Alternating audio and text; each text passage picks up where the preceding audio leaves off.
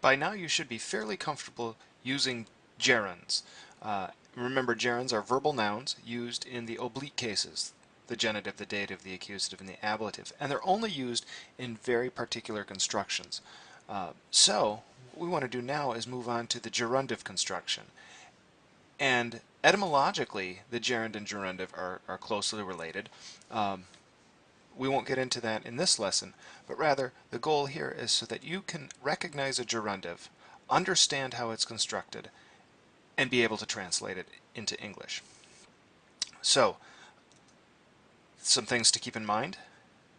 The gerundive looks like a gerund. That is, just like with the gerund, you're going to look for your nd added onto the stem with some kind of ending. It acts like an adjective. And I often tell my students that, well, gerundive ends in IVE just like adjective does. So, acting like an adjective, it's going to modify a noun, and it's going to match it in gender, number, and case. A little bit more about that in a bit. And it's used in the same types of constructions as the gerund. So remember, the genitive is used as an objective genitive or with certain adjectives, with causa to show purpose or gratia. The dative is used very seldom, but often there are certain adjectives that it's used with. The accusative used with ad to show purpose, and the ablative in a number of the ablative constructions. So the gerundive is in many ways going to replace the gerund. And it's going to replace the gerund when the gerund has a direct object. Okay, so if you have gerund plus direct object, right, so I went ad videndum pueros in order to see the boys. Here's your direct object.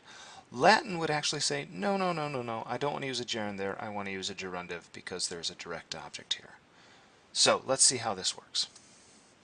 First, in a little bit different order, it acts like an adjective. And if you remember in learning participles that this was actually the same thing as a future passive participle. So, since it is a participle, it's going to be an adjective. And so it has masculine forms, singular and plural. Here's our plurals. Here's our singulars. It has feminine forms, and it has neuter forms. And these are going to decline like us, first and second declension adjectives. So just like bonus, bona, bonum, your endings are all there. And it can modify any noun it so pleases. So, first thing to keep in mind is an adjective, and it is a first or second declension adjective. Second thing to keep in mind, it has to deal with what kind of participle this comes from. It was a passive participle. And so, although it acts like an adjective, the verbal idea is passive. And so if we were to modify a dative puelli with amandai, it's not the girl that would be loved, or that would be loving, it's rather the girl that would be loved. Right? So, the girl about to be loved, or the girl who must be loved, and so on. Or if it were in the genitive plural, puerorum, amandorum,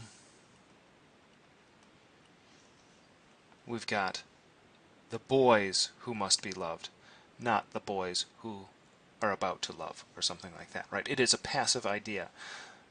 This is very important because if you remember, I said that this gerundive construction is going to replace the gerund with a direct object. So it's not that the boys are doing the loving, it's the boys who are loved. Okay, now, like I said, think of the noun being modified as the direct object of the gerundive. Let's take a couple of examples here. Caesar cupitus vincendi hostes, Caesar desirous of conquering the enemies. Here's our direct object. Here's our gerund. Change to a gerundive. These are equal sentences. Caesar cupidus hostium vincendorum. All right, there's our gerundive. Hostium being modified by vincendorum. They are not doing the conquering. It is they are being conquered. So Caesar desirous of conquering, genitive, gerundive, and the enemies. So we still think of this as a direct object, even though it's not technically. Okay? So think of that noun being modified as the direct object. Let's take a look at another pair. Caesar ad capiendum equites. Caesar, in order to seize, gerund, the horsemen, the knights. And here, Caesar, in order to seize the knights. A gerundive, but the noun being modified by the gerundive is in the same case. Okay? Serving as our de facto direct object. So let's look at some more examples. And like I said, the gerundive is used in the same way as the gerund. So same case uses. So scio feminam, I know a woman, desirous, and remember cupidam is going to be followed by a genitive, desirous librorum legendorum. There's our gerundive phrase. The thing to do when you're reading is jump to your gerundive. Of reading books. Librorum legendorum. Right, so a thing to keep in mind is that the case is determined by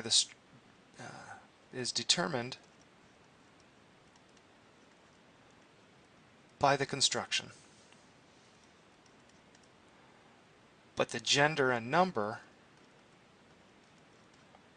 is determined by the direct object, by the object. Okay, so desirous of reading books.